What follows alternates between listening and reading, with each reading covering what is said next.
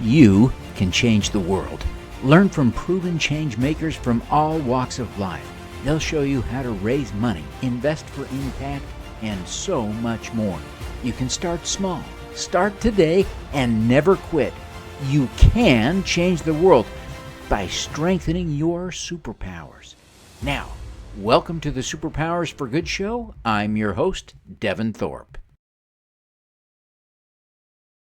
Hello, everyone. We are here today with Stephen Shaff. He is the CEO and founder of Community Vision Solutions, and he's working on a great program to help people rebuild communities in an authentic, genuinely community-oriented way. So stick around. You don't want to miss this conversation. Steve, welcome to the show.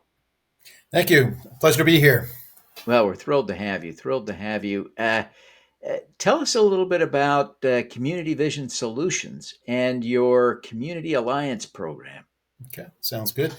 Well, Community Vision Solutions is actually a startup of about a year, but it represents about 35 years of my own social enterprise, activist, and organizing background, working almost exclusively in underserved communities, which, as you know, in America, we have plenty of underserved communities to work in. So after 35 years or so, we've created an organization designed to really take advantage of our expertise, of our access to larger networks, and the solutions that are out there and how we can better implement them deeply within our communities. So after all these years, we have a collection of good players that are coming together to really help accelerate the change that we need, take advantage of the opportunities that are finally beginning to take hold and become replicable and scalable. So that's the makeup of Community Vision Solutions. I started out as a political and social psychology PhD candidate here in DC because I wanted to work in social justice world, and I accidentally got into a real estate deal in my first year or two working on my PhD, and I realized, you know what? As much as I like education, I wanted to be a little more active in the community. So, long story short, I took a turn into social enterprise. I became an affordable housing developer. I accidentally got into a real estate transaction where you could actually buy without having a job or without capital, and I started my own company. And I used to started out by introducing myself as an affordable housing developer, a for-profit developer with a nonprofit mission. And I thought that all the nonprofits that are working in these communities I wanted to work in would all kind of join up with me, and we'd all work together and help accelerate changing and creating stronger communities, addressing economic inequality, and a lot of other issues that affect us all.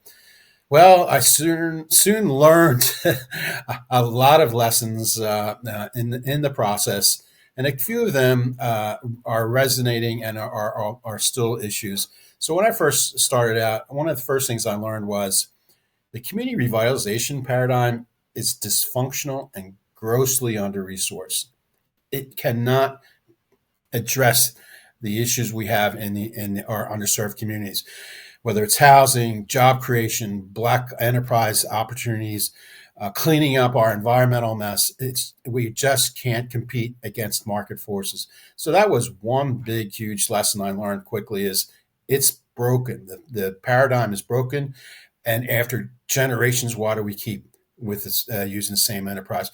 So that's where I became a little more in tune with using social enterprise, the best of business savvy to help change things. The other thing I learned was revitalizing communities is a multi-billion-dollar opportunity. And the reason why I know that is because based here in DC, for example, where almost the entire city is being gentrified.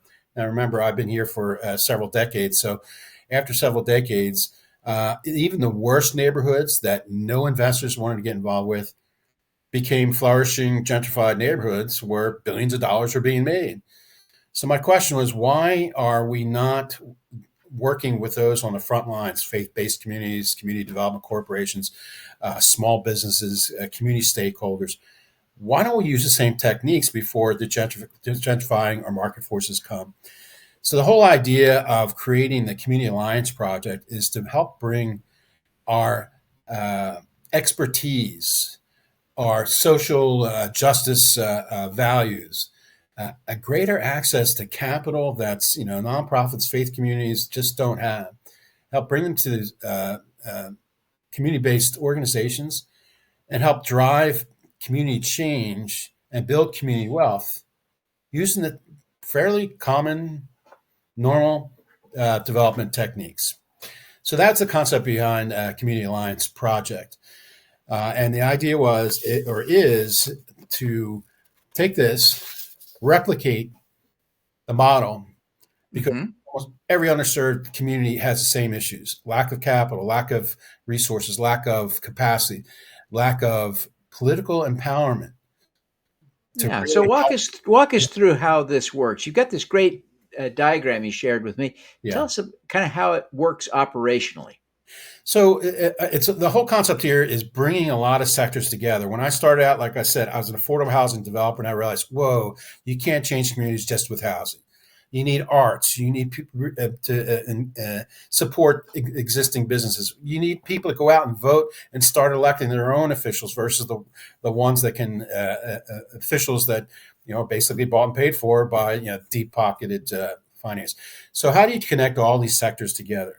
Because business people don't do things normally that involve activism or organizing or working with the faith community, which is an powerful opportunity to create change in communities. Because faith-based community owns a lot of land, particularly in underserved neighborhoods.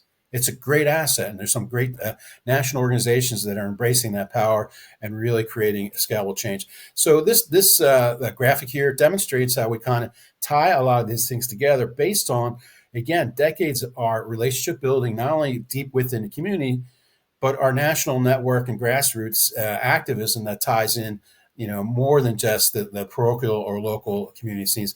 So you take each of those sectors, whether it's funding sources, activism, and other, the other components you need to bring together to tie together. Uh, Political civic advocacy and plus expertise, like bringing the best minds together. We have an excellent advisory and senior advisory board that brings tremendous expertise. I'm not the smartest guy out there, but the people that want to work with us add up to a tremendous network, including folks like Michael Schumann, who's a pioneer in the crowdfunding world, who I've known for many years. He happens to be originally from the DC area. So we got to know each other, and he was, 10, 12 years ago working on this concept called, crowdfunding, which I thought was great. It was wonderful. And at the same time, too, I realized it could use some improvements, and there's some good progress. My whole point here is crowdfunding in these communities. It was an excellent tool that we were all excited about. So the point here is, how do you take all these players, these multi sectors, and bring them together? And that's the essence of the Community Alliance Project, and Yeah. then partner up with on the ground relationships with those who are literally still owner or part of the communities. So it's in some ways very simple concept, and other ways complicated, because we're not taught to work cross sectors. That chart shows 4 or 5 or 6 different sectors all coming together, and that's kind of the difficult part. This is based on feedback I'm getting from much smarter people than me. So how do you do this? Well, I've done it because I'm literally working, living, and seeing the flaws in our system. Yet at the same time, I see the Yeah. solutions driven by the market. If the market wasn't so extractive and destructive and blindly profit oriented, you could do it in a Yeah. way where there's a much greater common good and benefit for everyone without necessarily blowing up the system. I'm a capitalist, but I take seriously what remember that term, compassionate capitalist, we heard from certain politicians decades ago. Capitalism works. It needs to be fixed, and it can drive and accelerate change. And that's kind of where our social enterprise perspective comes from, because the But I think nonprofit paradigm let me see just if isn't I working. let me see if I understand kind of the operating model. But I think what you're talking about is you start with kind of an a client that is doing something kind of in the nonprofit sector. Maybe it's maybe even a church, So Typically, here's they the would have some sort of property that they might own or have a lease, and then you can use that as a starting point for building something led and built by the community where you're helping to bring in all of the Mhm. players, right? Making Bring in the activists, bring in the capital, bring Yeah. in strategic partners. It's your role to help pull all of that together to genuinely activate the community with capital, et cetera, et cetera. Am I thinking about this right? Absolutely, and that's a good example. So, I'll give you an example of a project we were working with a church. Church has been around for 150 years. They're very established. They have a church that, unfortunately, after 150 years, needs considerable renovation and upkeep. They have a big parking lot and some land, and they're surrounded by gentrifying forces. And their parishioners are beginning to dwindle because they're moving out of the community or being forced out. So we would go to this particular church and say, look, we see you've got this big parking lot and a whole bunch of other land right there. How about we come together? We put together a true joint venture where we help find and put the capital together, and we help build housing. We help on your parking lot. Keep your parking because we still need parking, but do housing above, repair your church, and bring and not only include housing, but true affordable housing, but let's bring in community centers that foster the arts, job training, and other programs where the property that we built there can accommodate innovative, real, true community building outcomes.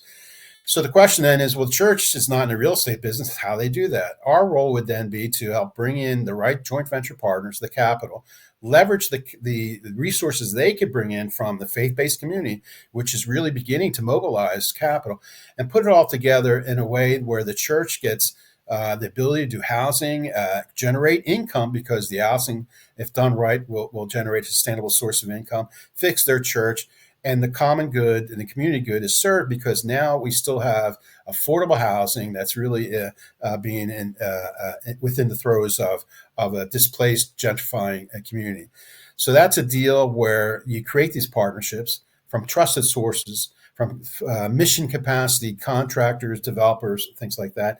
And that's where our organizing comes in, is we help bring the right people together who want to earn a reasonable profit, or we bring the right capital that says, look, we know what capital you need. We won't take any interest payments for 10 years because that's how this transaction works. And in 10 years, you'll find other ways to pay us any kind of return that we might want to have.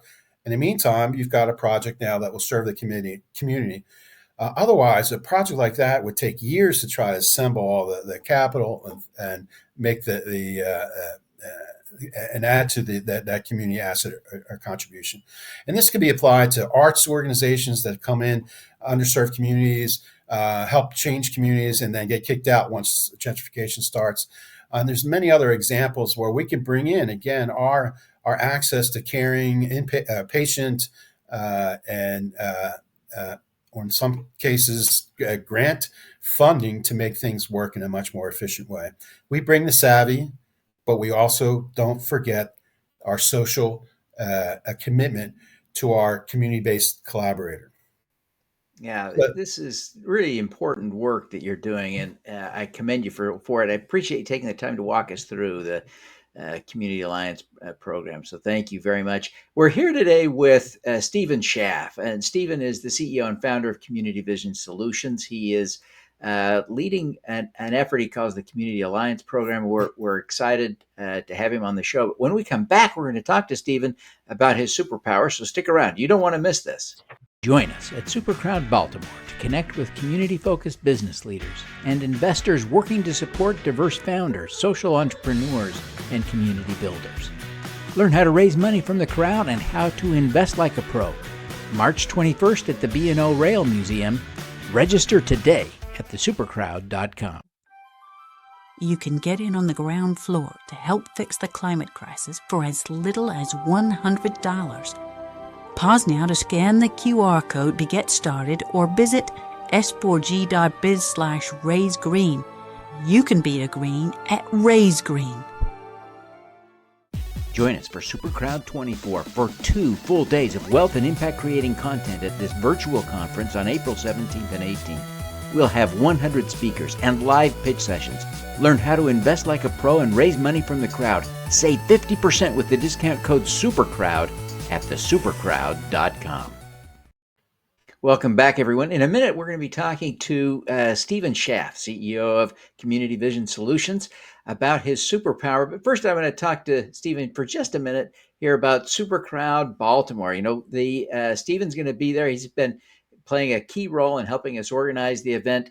That event, if we air this on schedule, that'll be 2 days from now. Stephen, thank you so much for your help. What's the message you want to share at Supercrowd Baltimore? Well, first of all, I really appreciate the fact that you chose Baltimore as one of your sites for this. I grew up outside Philly. Never in my life went to Baltimore until I moved to DC for grad school and discovered Baltimore because at the time there was no baseball team here, so you had to ride out to Baltimore to see the Orioles. Go O's! And I've discovered, wow, Baltimore is a pretty cool city, despite all the bad things you hear about it. So I'm glad you're there, and it's kind of my cousin city. So I look forward to being part of this because, again, crowdfunding is an incredible solution. It's very democratic. It makes a lot of sense. And people who care about these things don't have to, invest, huge amounts to do good, literally right in their community. So one of the areas of crowdfunding that I do have issues with is its undiscovered mechanism that serves all communities. And that's the frustrating part, although I look forward to when crowdfunding is something that everyone knows about. My point here is one of the problems is the small businesses or the types of entities that can benefit from crowdfunding don't often come with their own list that they can go out there and put the word out that they're seeking funding. And I think that's an issue. So if you've got 400, 500, 600 people on your list, a lot of people, but for crowdfunding, you literally need thousands to really be effective. Now, that's not an insurmountable problem. So kind of what I'd like to practice and preach is how do we help these small entities discover that they know more people or they know connectors of connectors who would be interested. So to me, what I'll be speaking about is how do you reach out and leverage those in your community. And again, this is kind of a community alliance project. And a concept is how do you take your relationships and amplify it so that now all of a sudden you do have access? Maybe your church, local church that wants to support you has a nice list that would support your small entity in the community, things like that. So that's my small role in helping out with the Baltimore gig. And I look forward to seeing other innovators in Baltimore. So thank you, Devin, for taking this initiative because it's nothing better than face-to-face gatherings to talk about real solutions versus just preaching to the choir about theoretical things. Yeah, it's going to be a great event, and we're thrilled that you'll be there to help deliver the message. And, of course, the mission of the Super Crowd is to expand the audience of investors to support those founders so that we make it easier for people to raise capital, because there are tremendous opportunities for investors in this space. So I'm the big preacher of investing, and so I'm hoping that together you and I can help expand this market. And Supercrowd Baltimore is going to be a great event. Shifting gears a little bit, Stephen, let's talk a little bit about your superpower. You've had a stellar career. You've accomplished so much, and so much of it has been focused on community building in one way or another. What do you see as your superpower? One of the nice things about getting older is you have a little more wisdom, or you hope you have a little more wisdom to kind of reflect on how you got to where you're at now. So for me, I began to realize after the housing crisis blew up, after spending 20 or 30 years in a certain career, that in reality, because other people pointed out to me, I had 3 or 4 different kind of careers, and also I knew a lot of people. So someone said to me one day, and I said, "Yeah, I think of myself as a connector." And someone said, "No, you're not a connector. You're a you're." I'm sorry, senior moment. You're convenient, not a convener.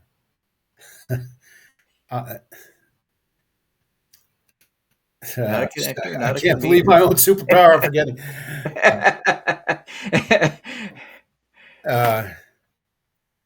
I can't believe I'm having a anyway.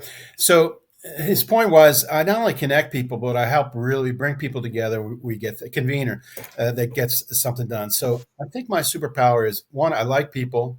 I'm very interested in people. I can relate to a lot of different people, and over the years, whether it's working deep within the inner city, a white developer coming into the community and working with people and showing that I can, my uh, uh, treat people with true respect and dignity, and it's not just a facade to make money. Uh, um, that the superpower is the ability to bring in and be plugged into a variety of these kind of networks. So it's political organizing, business networks. We help bring, and my power, I think, is to help really um, bring all these folks together to the point where a community alliance project then becomes more realistic because we can draw from a lot of different sectors of people who've been very successful or smarter than I am, and that's where I think my superpower is. Yeah, So it's sort relate of to a all the you're people, kind of a cross pollinator, aren't you? You help without a people doubt, without a doubt. And connect that's where people across all these different multi-sectors comes communities. in. And how do you tie Yeah. all those things together? It's pretty tough to do. Can you think of a specific example where you did this and it really worked out in a way that you're proud to talk about? Well, again, working with, say, an arts organization that's ready to get kicked out because the landlord can't want to sell the property. So in a situation like that, I could help bring the resources to the table, the developers that can create a joint venture, access to capital that little small arts organization, and at the same time too, being involved in community arts, have an authenticity too, and expertise in community arts. So when they see me more than just a developer who knows how to do real estate. They see me as an organizer, someone who can really converge and bring all these people together. And that, again, is the basis of CAP: is how do we bring the savvy access to these relationships to those on the ground that really should be and creating the wealth, community wealth, or preserving the community um, legacies. So that's, I think, where I'm at is I could bring people together. Yeah, that's really a fabulous and powerful superpower, and I'm glad that you shared that.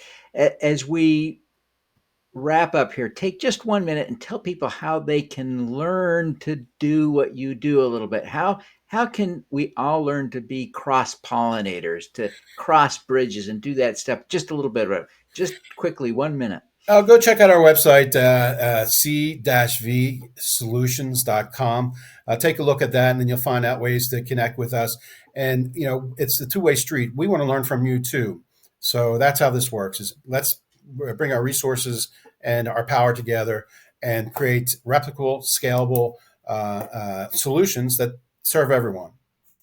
Well, I think that's powerful, Stephen. We're grateful for you taking the time to be with us today. We want to wish you every success in the great work that you're doing to make communities across the country better, stronger, safer places to live. The work that you're doing, we admire, and we're grateful for you taking time to be here. And again, we wish you every success. Thank you, Devin. And you certainly have played a great role in helping bring this together, particularly in the crowdfunding world. It's a powerful tool that's in its infancy, and I think it'll be very powerful with the type of initiatives you help facilitate. Oh, fantastic. All righty now, let's do some good.